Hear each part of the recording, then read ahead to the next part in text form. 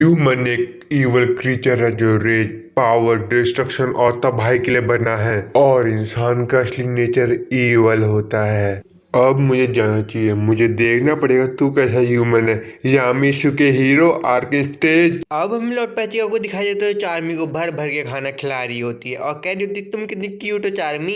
Noel लौट पैचिका से कहती है आप इसे कितना स्पॉइल करेंगे, ये तो खा खा के मोटी होती रह रही है, स्पेड किंगडम में क्या लड़ेगी ये। अब लक लियो से कहते क्यों ना हम लड़के देखे। लियो कहते ये तो बढ़िया बात है और हम ऑस्टा को बुला लेंगे और 3 जनों की बैटल लड़ेंगे। लॉर्ड पैचिका कहते अभी आराम कर लो और थोड़ा नाश्ता पानी कर लो तुम पहले। अब हमें अंडी को दिखाई देती है जो अपना मैजिक कर लेती है और पता लगा लेती है यहाँ पे एनिमी घुस गए और सोच रही होती है मानव बैरियर से बाहर कैसे निकले। दूसरी तरफ वन्ने का हार्ट में पहुंच चुकी थी, अपने डिसाइपल को लात मारी होती है। उसका डिसाइपल कह रहा है मुझे और लात मारिए प्लीज। अब हमें ब्लैक बुल का हाइडआउट दिखाया जाता है जहाँ पे ऑस्ट और फिनल आ चुके होते हैं। ग्रे कह रहे वेलकम बैक और हमें पता लगता है गोल्डन कर्स मैजिक को सीखने गया अपने होम टाउन। अब ऑस्टा कहते हैं हेनरी के अभी भी आराम कर रहे हो। वेनेसा कहती है हाँ हेनरी अभी भी आराम कर रहे हो, उसका माना बहुत कम हो चुका है और यहाँ पे चार्मी भी नहीं है जो उसे अपने स्पेशल फूड दे सके। ऑस्टा कहते चार्मी को तो अभी और टाइम लगेगा वहां पे, पर हेनरी की आंखें एकदम से खुल दी। कहते दोस्तों बाहर देखो घर हमारा उड़ा है। और फिर घोष ये सब देख के बहुत शौक हो जाते हैं, ये क्या है। डांटे करे मतलब यामिशु की हीरो यहाँ पे नहीं है, मुझे इन बच्चों के साथ खेलना पड़ेगा। अब हेनरी अपना रिकॉम्बिनेशन मैजिक कर लेता और घोष अपना मिरर मैजिक कर लेता है। अब घोष की लाइट बहुत तेज आ रही होती है और वो अपना रॉकेट पंचर मार देता है हेनरी,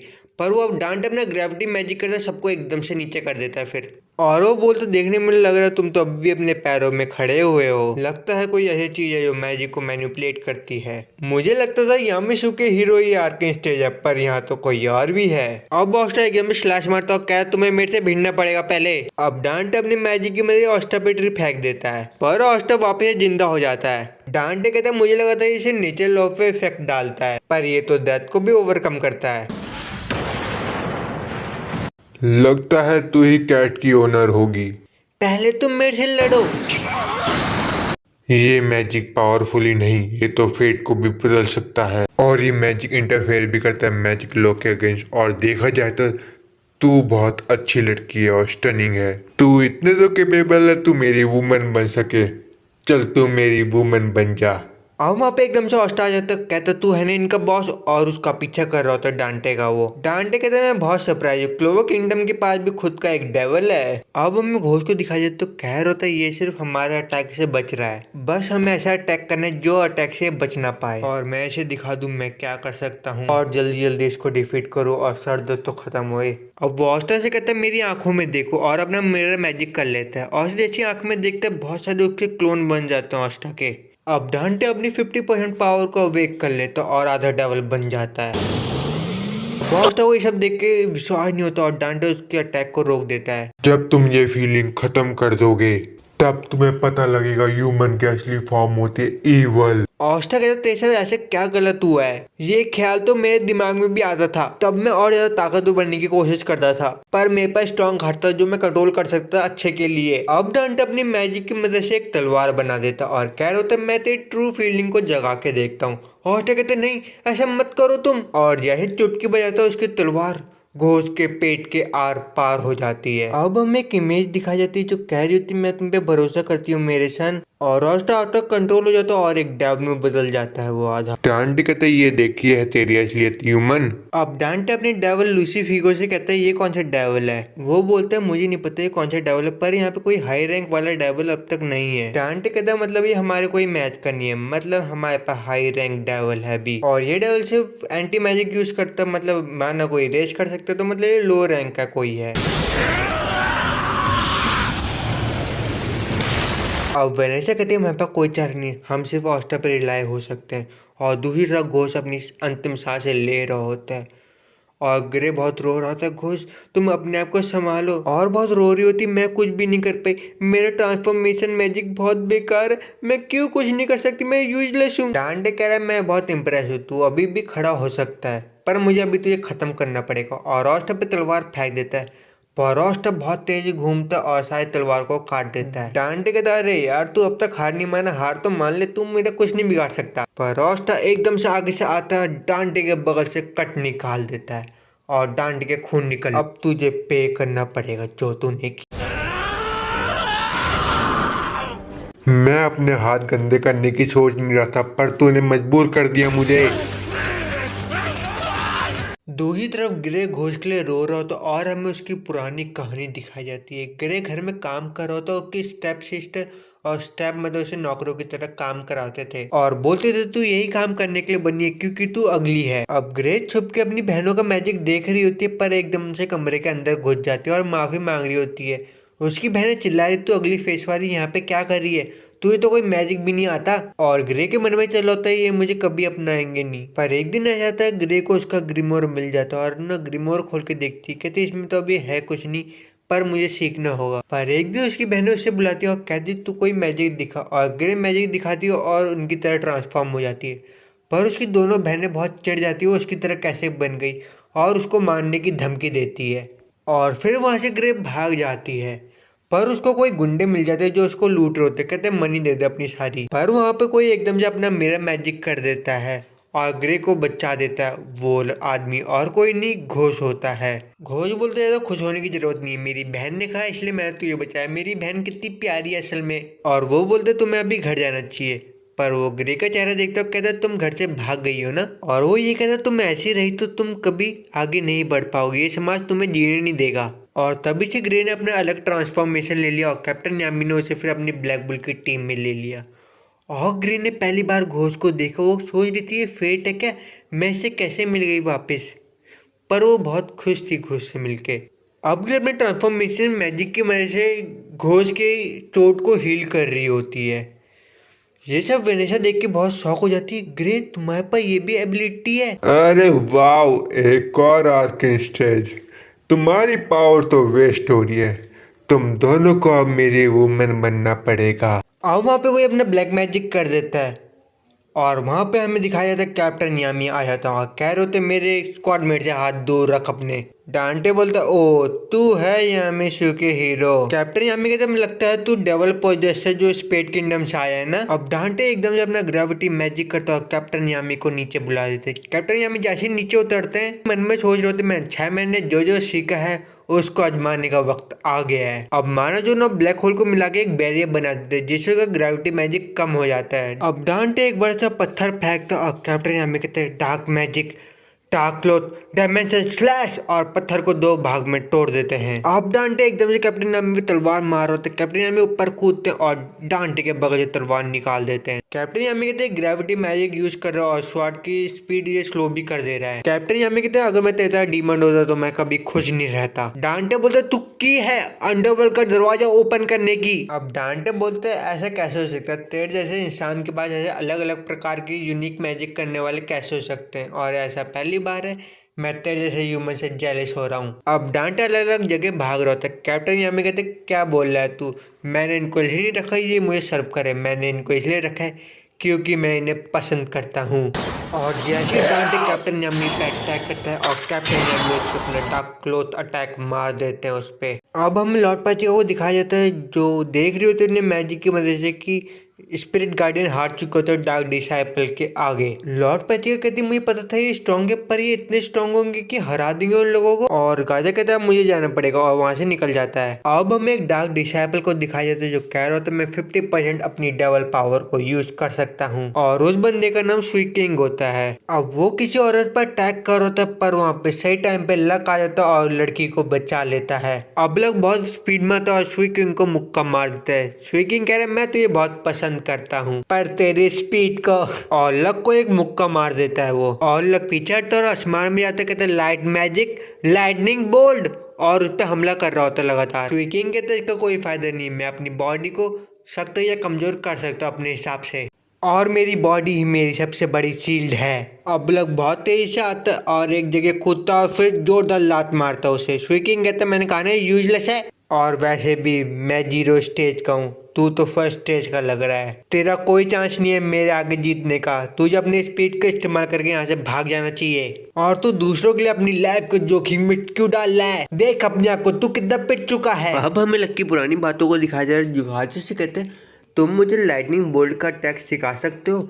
गाजा बताता है स्पिरिट गार्डियन होते हुए भी मुझे 2 साल लगे। लक कहता है वो स्पेल लिखने में तो बहुत फनी लगता था, मुझे करने में बहुत मजा आता। गाजा उससे कहते तुम वैसे ही बहुत स्ट्रांग बन रहे हो धीरे धीरे, तुम्हें एक अपना स्टाइल बनाना चाहिए जिसे तुम जल्दी सीख सको। स्विकिंग कहता है हार नहीं मानी आगे आ जाओ, और लक एकदम से सामने से आ रहा होता है पर डॉज करता है, किनारे से एकदम से लात मार देता है स्विकिंग को। स्विकिंग बोलता है मैंने कहा था ना इसका कोई फायदा नहीं है, और एकदम से लक की पाँव पकड़ लेता है पर लक भाग जाता है वहां से। अब लक बहुत तेज भाग रहा था, कह रहा था मुझे फास्ट होना है, मुझे और फास्ट बनना है। अब स्विकिंग अपने आप को इतना हार्ड कर लेता है कोई इसे तोड़ ना पाए, और लक से कह रहा है इसका कोई फायदा नहीं अब जो भी कर रहा है। अब लक अपने मानव वर्ड से रिंग बना रहा होता है और अपनी स्पीड को बढ़ा रहा होता है। स्विकिंग कहते थे मैच का कोई फायदा नहीं है, मैं नलीफाई कर दूंगा, पर लक उसकी बातों में ध्यान नहीं दे रहा होता। स्विकिंग कह रहा है इसका कोई फायदा नहीं है, पर लक एकदम से आता है और स्विकिंग के दिल में छेद कर देता है।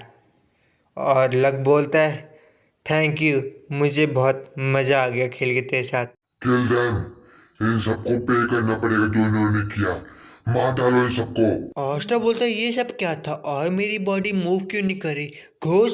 हाँ, मुझे घोष की महसूस हो रही है, थैंक गॉड वो जिंदा है। अब डांटे के सीने से खून निकल रहा होता और कह रहा होता है मैंने कभी इमेजिन नहीं किया था मैं ये चीज़ को यूज़ करूँगा, और उसकी बॉडी खुद ब खुद हील हो रही होती है। अब डांटे कहते हैं एनवी, रेज, हेटेड ये मेरे लिए काफी नहीं है, और हमें डांटे की पुरानी कहानी दिखाई जाती है। डांटे अपने आप से कभी खुश नहीं था और लोगों को बेमतलब में मारता रहता क्योंकि उसे सेटिस्फेक्शन नहीं मिलता था। डांटे बोलते मैं ऐसा वर्ल्ड बनाऊंगा जो बहुत शानदार हो। कैप्टन यामी कहता है चुप रह, तू कितना क्रीपी है, और तूने कुछ कहा था मैं की हूँ अंडरवर्ल्ड की, और मुझे नहीं पता तू किस बारे में बात कर रहा है, मेरे पास कोई ऐसी मिस्टीरियस पावर तो है भी नहीं। डांटे कहता है हमें डार्क मैजिक और वर्ल्ड मैजिक की जरूरत है जो आर्केन स्टेज में है, मेरे कहने का मतलब है तू और विलियम की जरूरत है। अब कैप्टन यामी कहता है अगर वर्ल्ड कनेक्ट हो गया अंडरवर्ल्ड से तो क्या होगा? डांटे बताया सारे डेवल इस वर्ल्ड में आ जाएंगे फिर, और ये दुनिया डेवल से भर जाएगी और हम इम्पॉसिबल चीज को भी पॉसिबल कर सकेंगे। तू मेरे से एग्री कर रहा है ना यामिसु के हीरो?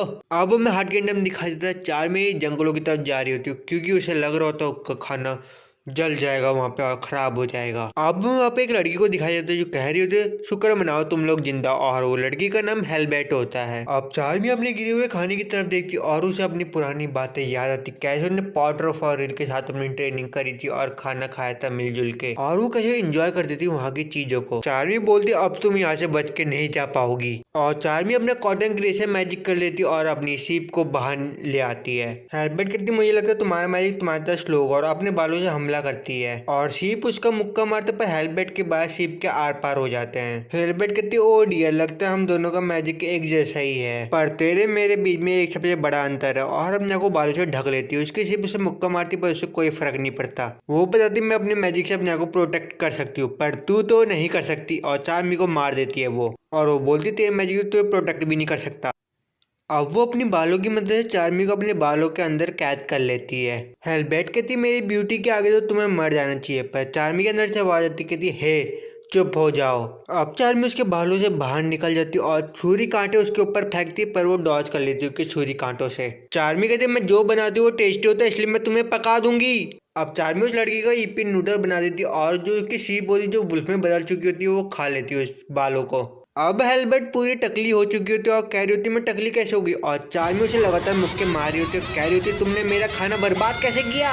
अब हमें दूसरी साइड का सीन दिखाया जाता है। कुछ लोग कह रहे होते क्लोरो किंगडम इस जंग को अब नहीं जीत पाएगा कुछ भी हो जाए, और हमें लियो को दिखाया जाता है जो पत्थरों के ऊपर खड़ा हुआ होता पर लियो पे एकदम से एक वार हो जाता है। लियो कह रही साला बंदा कहाँ से अटैक कर रहा है वैसे। अब हमें एक डार्क डिसाइपल को दिखाया जाता है जो कह रहा होता कितनी देर तक तुम रोक के रखोगे अपने मानव को, वो तो कभी ना कभी खत्म हो ही जाएगा। वो डार्क डिसाइपल कहते तुम मेरे आई मैजिक से बच के कहीं नहीं जा सकते, मेरे पास काउंटलेस आई है जो हर जगह फैली हुई है, मैं तुम्हारे मानव को कहीं से भी सेंस कर सकता हूँ, और मैं अंदाजा भी लगा सकता हूँ तुम्हारा अगला मूव कैसे होगा तुम्हारे मसल मूवमेंट से। और वो बताते बैठे बैठे और कहीं दूर से भी वो निशाना लगा सकता है और उसका निशाना चूकता नहीं है, और वो एकदम से निशाना मार देता है लियो पे और लियो जख्मी हो जाता है। अब लियो कह रहा होता है फॉल्गो, और फॉल्गो की बातें उसे याद आ रही होती है। फाल्को ने कहा था तुम हो, तुम्हें अपनी स्टैंड पे ध्यान देना चाहिए। अब लियो ध्यान लगा रहा होता पर लियो पे एकदम से वो हमला करता है।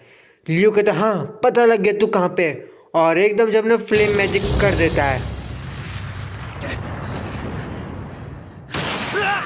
वो डार्क डिसाइपल कहता है यू डम, तू कहीं से भी अटैक कर इसका कोई फर्क नहीं पड़ता, मैं आराम से डॉच हो सकता हूँ। वो बताता मैंने कभी इंजर्ड नहीं हुआ और कभी मैंने दर्द महसूस नहीं किया इन बैटल में, और तो जैसा बंदा मुझे कभी हिट भी नहीं कर सकता। लियो बोलते सच बात है, मेरे पास टैलेंट नहीं है मेरे भाई बहनों की तरह, पर वो दोनों हमेशा मेरी आँख को बढ़ाए रखते हैं। वो डार्क डिसेबल कहते हैं कुछ भी हो जाए तू मेरे आगे जीत नहीं सकता, बस तो अपना स्टेमिना बर्बाद करा मेरे आगे। अब हमें एक बड़े से सर्कल दिखाई देता है जहाँ से बहुत सारी रोशनी निकल रही होती है। वो डार्क डिसेबल कह रहा है ये सब क्या हो रहा है। लियो कहता है हाँ ये सब करने में मुझे टाइम तो बहुत लगा, और सबसे पहली बात मेरे से कभी नजर मत हटाना अपनी। तो लियो बोलता है ट्रू फ्लेम मैजिक, और बहुत सारी फ्लेम निकल रही होती है वहां से।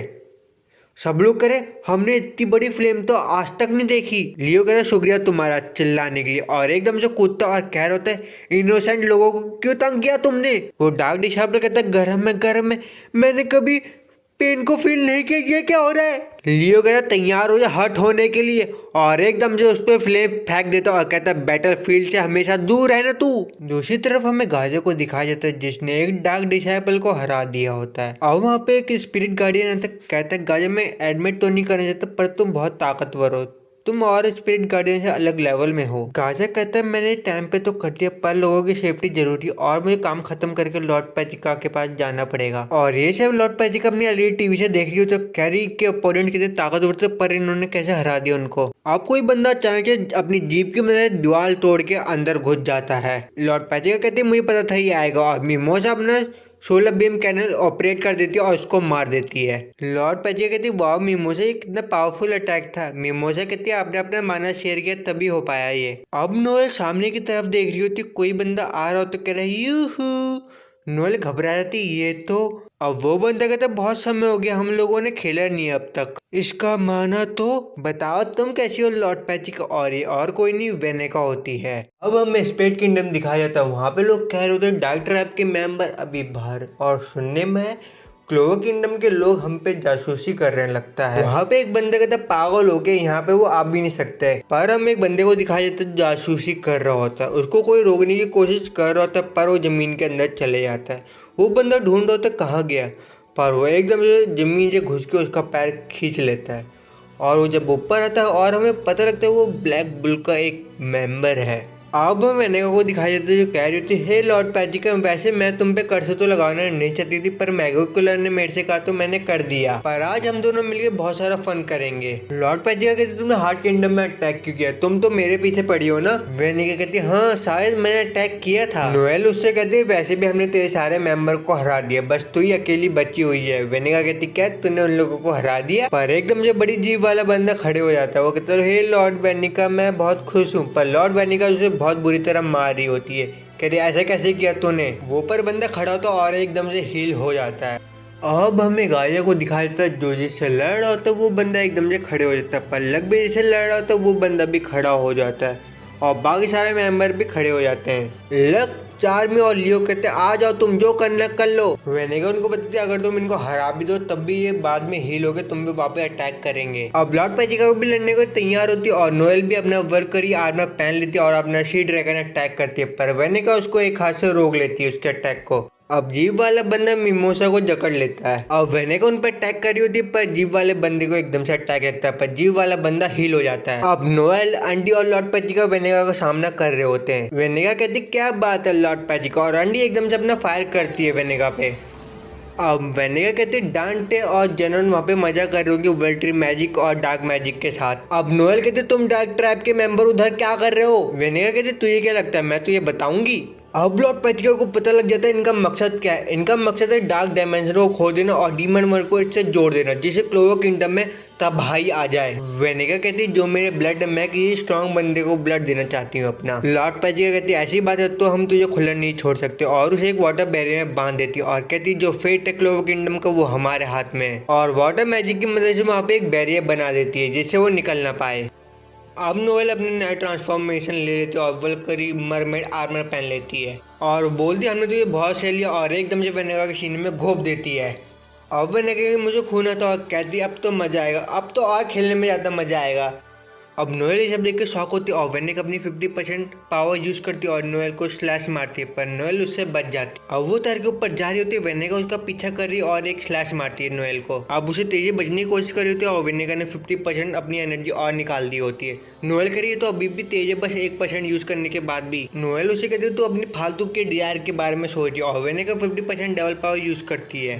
नोएल बोलती है इसी तरह तूने क्या मेरी माँ को मारा था क्या, और एकदम से टकरा जाती है वेनेगा से। वेनेगा कहते हैं ओहो, मुझे पुरानी बातों में कोई इंटरेस्ट नहीं है, मैं तो अभी के पल में जीती हूँ हमेशा। और अपना 60% डबल पावर यूज कर लेती और तगड़ी फाइट दे रही होती नोएल को।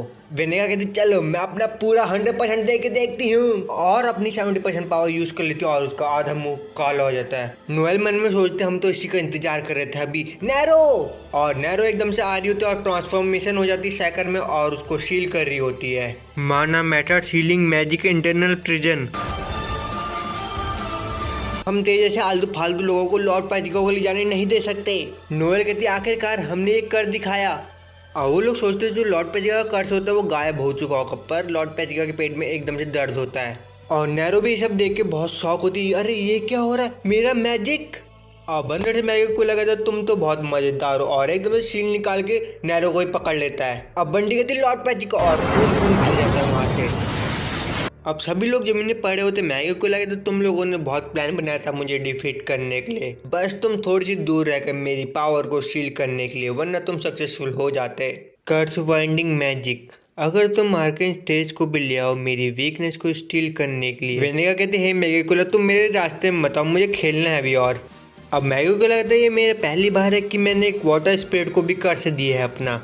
और लॉर्ड पैचिका की आंखों से आंसू निकल रहा था, कह रही आंटी तुम्हें क्या हुआ, और पेट में उनके बहुत दर्द होते क्योंकि मैगी कोला उनके धीरे धीरे पास आ रहा होता है। मैगी कोला कहते हैं मुझे माफ करना, मैं तुम्हारे बगल में आ गई इसलिए तुम्हारे पेट में और दर्द हो रहा है। लॉर्ड पैचिका आंटी से कह रही होगी कुछ नहीं हुआ, मुझे कुछ नहीं हुआ आंटी, तुम जाग जाओ प्लीज। अब वेनेगा लॉर्ड पैचिका को मारी होती है, पर पीछे से नोएल की आवाज आती है, कह रही अभी खत्म नहीं हुआ कुछ। वेनेगा कहती थकी नहीं गया तू, तेरे साथ खेलने में मुझे बिल्कुल मजा नहीं आता। अब बहुत तेज नोएल उसके पास आई होती है, पर वेनेगा उसको अपने खून के बूंदों से मार रही होती है। नोएल कहती इसके और मेरे बीच में पावर का बहुत बड़ा डिफरेंस है, पर मैं अभी हार नहीं सकती। नोएल जो कुछ अलग तरह का माना निकल होता है बहुत तेज आ रही होती है। वेनेगा कहती है लड़की तो। नोएल कहती मैं तुम्हें कभी माफ नहीं करूंगी जो तुमने किया मेरी मदर के साथ, और एकदम से उसे अपना भाला मार देती है। वेनेगा कहती है इतना खराब नहीं था, और पर नोएल एकदम से अपना सी ड्रैगन अटैक उसी वक्त कर देती है। अब वेनेगा अपना रेड भी अटैक करती है और उसके अटैक को काउंटर कर लेती है। अब नोएल की शक्ति ड्रेन हो चुकी हो तो इसलिए वो गिर जाती है। वेनेगा उससे कहते देख तेरा अटैक का कोई फायदा नहीं है मेरे पे, पर उसके मुंह से एकदम से खून आ रहा होता। वो कहती ये क्या था। अब वेनेगा उसकी तरफ देख रही होती है और कह रही होती तूने अपना नाम क्या बताया। वो बताती मेरा नाम नोएल सिल्वा है और मैं क्लोवर किंगडम की रॉयल्टी हूँ।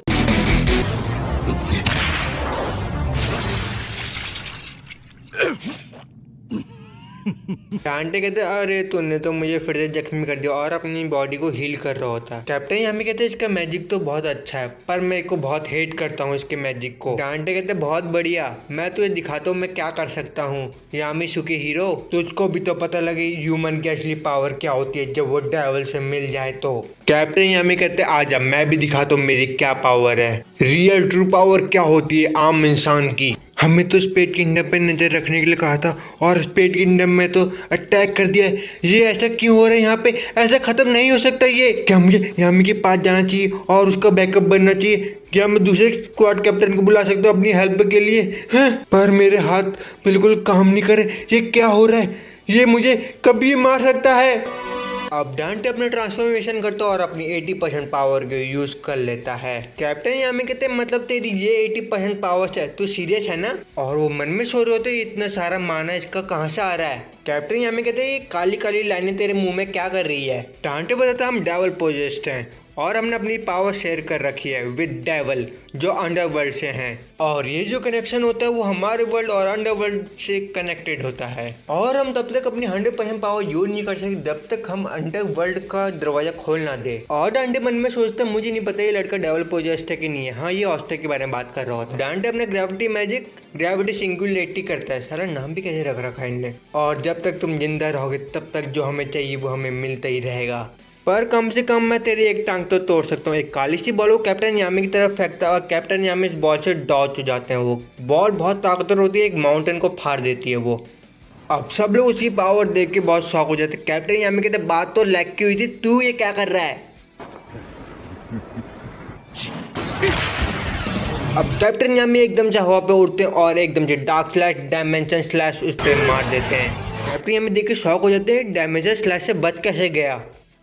और ऐसा लग रहा है कि ग्रेविटी मैजिक धीरे धीरे और ताकतवर बने जा रहा है। अब डांटे अपनी काली कलर की बॉल कैप्टन यामी के पास फेंक देता है। कैप्टन यामी के मन में चल रहा था अगर मैंने ब्लैक मून से इसे हिट किया तो मैजिक कैंसिल आउट भी हो सकता है, और जब तक ये अपनी ग्रेविटी के यूज कर रहा है तो मैं ब्लैक मून यूज नहीं कर सकता इसके पास। पर मुझे कुछ भी करके इसके पीछे जल्दी से जल्दी जाना। कैप्टन यामी भाग ही रहे होते पर वो एकदम से कैप्टन यामी के पास पत्थर फेंक देता है, पर कैप्टन यामी जैसे डॉज कर लेते हैं। कैप्टन यामी कहते हैं वैसे भी कोई फायदा नहीं कि पत्थरों को काटने का, ये बार बार पत्थरों को उगा सकता है, मुझे कोई स्ट्रॉन्ग अटैक करना पड़ेगा इस पे।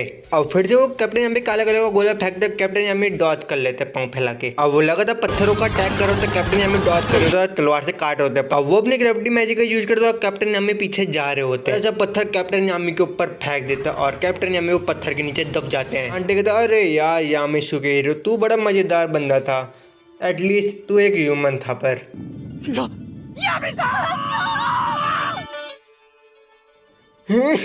कैप्टन यामी अपनी लिमिट को सरपास कर रहे हैं और मैं इधर क्या, मैं खड़ा क्यों नहीं हो पा रहा हूँ, मेरी बॉडी मूव क्यों नहीं कर रही है, थत्ते देखिए मूव क्यों नहीं कर रही मेरी बॉडी।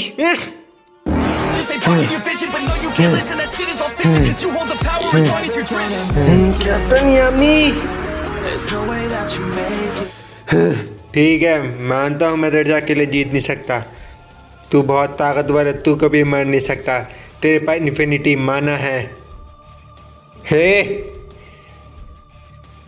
मैं तेरे बिना बिल्कुल भी नहीं जी सकता आस्था, मैं तुझे खत्म कर दूंगा चूजे।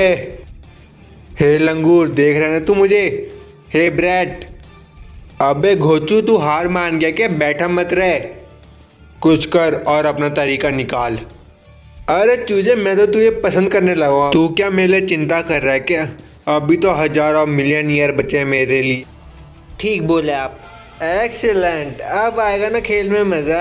अब हमें वेनेगा को दिखाई देते हैं जो कह रही होती है मेरे पास बहुत बढ़िया आइडिया मेगा कोला, हम इसे मारते नहीं है, हम इसे अपने साथ ले जाते हैं, और वो लॉर्ड पेचिका को अपने साथ ले जाती है। वेनेगा नोएल से कहती है मैं तेरी जैसी एक आर्मर पहनने वाली लड़की से लड़ी थी, वो बहुत स्ट्रांग थी, जब मैंने उसके बच्चे को होस्ट बना दिया था वो और ताकतवर बन चुकी थी, इसलिए मैं लॉर्ड पेचिका को ले जा रही हूँ कि तू और स्ट्रांग बन सके और लड़ सके मेरे से। अब वेनेगा अपने बाकी डार्क डिसाइपल लोगों को कर्स दे देती है जिनसे उनकी बॉडी बहुत फूल जाती है। वो लोग कहते हैं ये क्या कर रही हो, वेनेगा कहती है तुम मेरे किसी यूज़ की नहीं हो इसलिए तुम्हें फटना पड़ेगा। सब लोग कह रहे नहीं लॉर्ड वेनेगा आप ऐसा बिल्कुल नहीं कर सकती। वेनेगा बोलती ये लोग कुछ ही देर में फट जाएंगे, पर मुझे पता है तू सर्वाइव कर लेगी और स्ट्रांग बन के ना मेरे पास लड़ने के लिए नोएल। अब हमें कैप्टन यामी और ऑस्टा को दिखाई देते हैं बहुत तेज आ रहे होते हैं डांटे के पास, और डांटे बड़े से पत्थर उन दोनों पे फेंक देता है। अब ऑस्टा बच के एकदम से डांटे के सामने से अटैक कर रहा होता है, पर कैप्टन यामी किनारे से आते हैं उसको स्वॉर्ड मार देते हैं। फिर डांटे बोलते हैं इसका कोई फायदा नहीं है, पर ऑस्टा उसके पीछे से आता है और स्वॉर्ड मार रहा होता है, उसको देख लेता है। ऑस्टा कह रहे इसका कोई फायदा नहीं, मेरे अंदर जो पावर है मुझे उसको यूज करना पड़ेगा, भले मैं डेविल क्यों ना बन जाऊं। अब ऑस्टा में डेविल से बात करता है कि मुझे तुम्हारी पावर की जरूरत है, तुम भी तो इस डेविल को हराना चाहते हो ना, जब तक मैं इससे बाहर नहीं निकल सकता तब तक मैं विजार्ड किंग बनने के काबिल नहीं बन सकता। डेविल उसी शर्त मान जाता और उसकी बॉडी का एक हिस्सा ले लेता है।